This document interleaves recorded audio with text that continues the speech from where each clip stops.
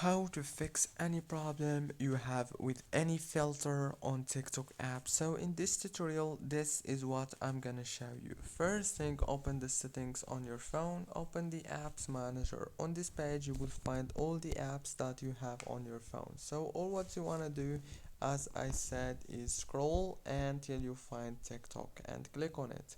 After you click on it, it will take you to this page. Click on the permissions here and make sure that all those permissions are enabled.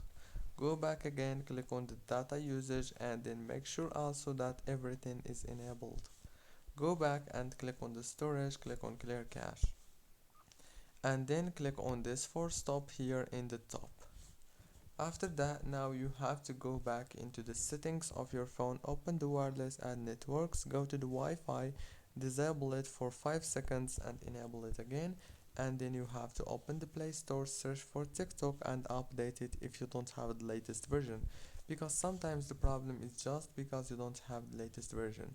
And if TikTok still not working with those effects, then you may have to try to download the TikTok Lite. That's it guys, don't forget to like, subscribe.